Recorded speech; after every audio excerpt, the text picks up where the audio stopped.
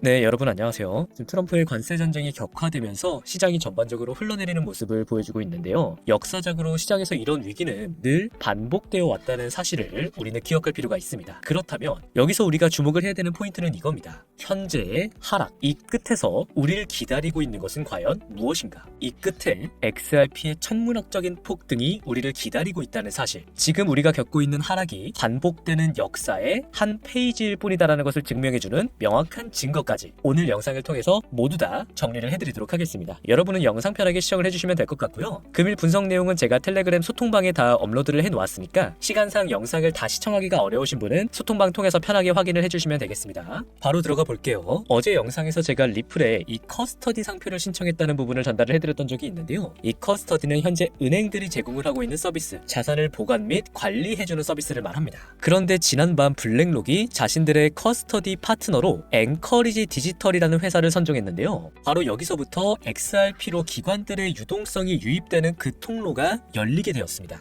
이 블랙록이라는 회사는 세계 최대 규모의 자산 운용사죠. 전통 금융의 최전선에 있는 만큼 블랙록의 선택은 곧 앞으로 시장의 방향을 의미합니다. 그리고 지금 블랙록이 커스터디 파트너로 선정한 이 앵커리지 디지털이라는 회사는 기관 투자자들을 대상으로 한 종합적인 디지털 자산 플랫폼의 역할을 해주는데요. 특히 미국의 통화감독청으로부터 연방 인가를 받은 유일한 암호화폐 은행 앵커리지 은행을 운영하고 있는 회사입니다. 그런데 이 앵커리지라는 회사가 우리가 주목하고 있는 XRP 코인과는 어떠한 관계가 있다는 것이냐? 앵커리지는 2020년 4월부터 고객들이 XRP를 보관할 수 있도록 XRP 커스터디 서비스를 제공하고 있고요. 무엇보다 지난 2월 리플의 예탁 증서가 출시됐던 부분 여러분 기억하실 겁니다. 리플의 이 예탁 증서가 바로 앵커리지 은행에 보관됩니다. 먼저 이 예탁 증서라는 게 구체적으로 무엇을 의미하는지 잘 모르시는 분들 충분히 계실 수 있기 때문에 간단하게 설명을 해드리면, 예탁 증서는 해외 주식을 국내 시장에서 사고 팔 수 있게 만든 금융 상품이에요. 이 예탁 증서 구조는 기존의 제도권 내에서도 거래가 가능하기 때문에 리플의 예탁 증서 출시는 곧 기관들의 접근성을 높여주는 역할을 하게 됩니다. 그리고 리플의 예탁 증서 자체가 증권의 형태로 거래가 되기 때문에 전통 시장의 유동성을 흡수할 수 있다는 장점을 취할 수가 있죠. 게다가 리플 예탁 증서를 보관하는 이 앵커리지가 앞서 말씀드렸던 것처럼 통화감독청의 인가를 받은 유일한 암호화폐 은행이기 때문에 이 점은 기관 투자자들에게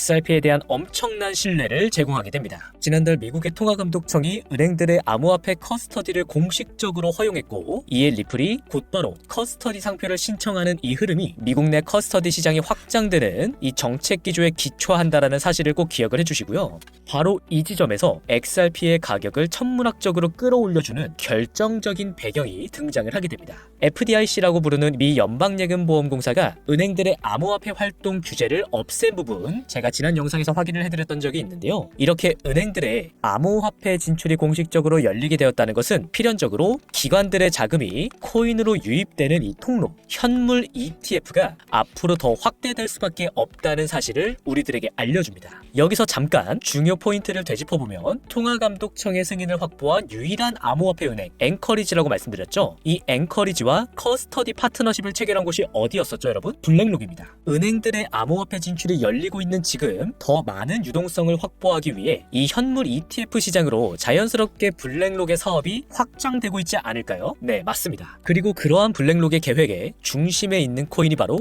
XRP입니다. SEC가 리플에 대한 항소를 최종적으로 취하하면서 이제 XRP의 증권성에 대한 논란이 종결이 된 상황인데요. 이로 인해 자연스럽게 리플은 증권이 아닌 상품임을 법적으로 주장할 수 있게 되었고, 이는 현물 ETF 승인으로 직행하는 핵심 근거를 XRP 코인이 확보했다는 것을 의미합니다. 그리고 지금 SEC의 TF팀이 무엇을 하고 있냐? 바로 블랙록과 가상자산 ETF 현물 환매에 대한 논의를 진행하고 있습니다. ETF 현물 환매를 논의하고 있다는 것은 앞으로 새로운 현물 ETF가 승인될 것이다라는 점을 우리들에게 알려주고 있는 거예요. SEC는 ETF를 승인하는 과정에서 다음과 같은 요소들을 검토합니다. 이 요소를 우리가 모두 다 알고 있을 필요는 없고요. 여기서 중요한 포인트는 ETF 승인 시에 시장의 조작 가능성이 낮아야 한다는 점이에요. 그리고 지금 SAC와 블랙록이 논의하고 있는 이 현물 환매 방식은 기존의 현금 환매와는 달리 리플 ETF를 가정해서 설명을 드릴 때 기초자산인 XRP 코인을 시장에 매도할 필요가 없고 사용자에게 코인의 형태로 직접 배분을 해주기 때문에 이 매도 행위가 생략됨으로써 시장 가격에 미치는 영향을 최소화시킬 수 있습니다. 즉 ETF 출시의 중요 기준 중에 하나인 조작 가능성을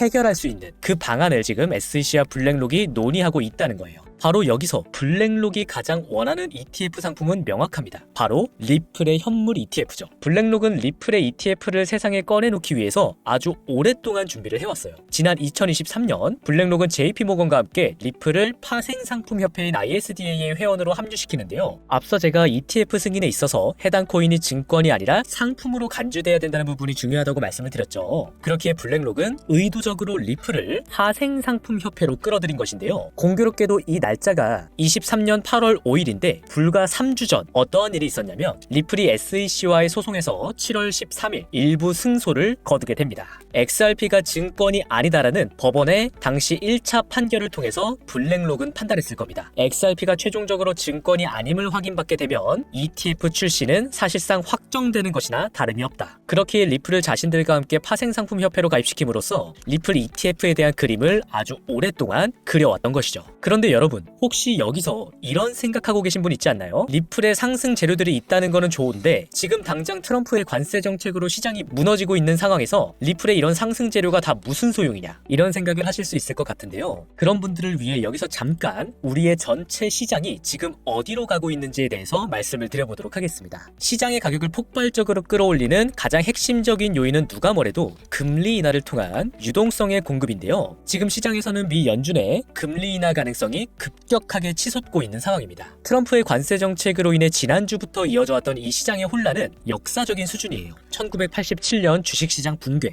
2008년 금융위기, 그리고 가장 최근 2020년 코로나로 인한 시장 침체 등 이런 역사적인 위기들과 비견될 정도의 폭락인데요. 이런 위기 상황마다 미 연준은 어떠한 해결책을 꺼내놓았느냐? 바로 긴급 금리 인하를 통한 시장의 유동성 공급입니다. 이를 통해 시장이 무너지지 않도록 막는 조치를 미 연준은 단행해 왔고요. 이 금리 인하를 통한 유동성 공급은 시장의 가격을 천문학적으로 끌어올리는 가장 중요한 포인트다라는 사실을 우리는 알고 있습니다. 시장에 모두가 포기하고 싶어지는 지금 어느덧 알트코인 인덱스는 역사적 저점 수준에 도달하고 있죠. 아마 지금 시장에 참여하고 있는 대부분의 분들이 정신적으로 가장 힘든 시기를 보내고 계실 거라고 생각이 됩니다. 하지만 우리가 있는 시장이라는 곳은 개인 투자자들이 가장 지친 시점에서 그제서야 본격적인 상승을 시작해왔다는 이 역사적인 사실을 우리는 꼭 기억을 할 필요가 있겠고요. 여기서 다시 오늘 영상의 주제인 XRP로 돌아가 보면 아까 제가 블랙록의 XRP ETF 출시 계획에 대해서 말씀을 드렸죠. 그런데 아직 공개적으로 드러나지 않은 충격적인 정보가 남아 있습니다. 블랙록이 XRP ETF를 자신들의 계획에 포함시켰다는 명확한 근거, 블랙록의 펀드 지갑에서 발견된 XRP와의 숨겨진 연결고리. 이어지는 후속 정보가 궁금하신 분은 아래에 보이는 제 번호로 후속 정보라고 남겨주시면 제가 신속하게 공유를 해드리도록 하겠습니다. 부득이하게 제가 영상에서 모든 정보를 공개하지 않는 이유는 최근에 다른 유튜브 채널이랑 커뮤니티에서 제가 한 XRP 분석 내용을 마치 자기가 한 것처럼 그대로 가져다 베끼는 사람들이 있더라고요. 그래서 이어지는 후속 정보는 저와 함께하고 싶으신 구독자분들께만 공유를 해드리려고 합니다. 저는 이 정보를 바탕으로 우리가 어떤 대응을 해야 하는지까지 구체적으로 분석을 해놓았는데요. 제 영상을 시청해주시는 구독자분들께는 가감없이 모두 공유를 해드릴 거니까요. 여러분은 저에게 후속 정보라고만 보내주시면 되겠습니다. 그리고 개인적으로 영상 내용에 대해 궁금하신 부분이나 더 알고 싶으신 부분은 자유롭게 댓글 또는 저한테 직접 문의를 남겨주시면 제가 다 답변을 드릴 수 있도록 하겠습니다. 그럼 오늘도 영상 끝까지 시청해주셔서 감사하고요. 금일 XRP 분석은 여기에서 마치도록 하겠습니다.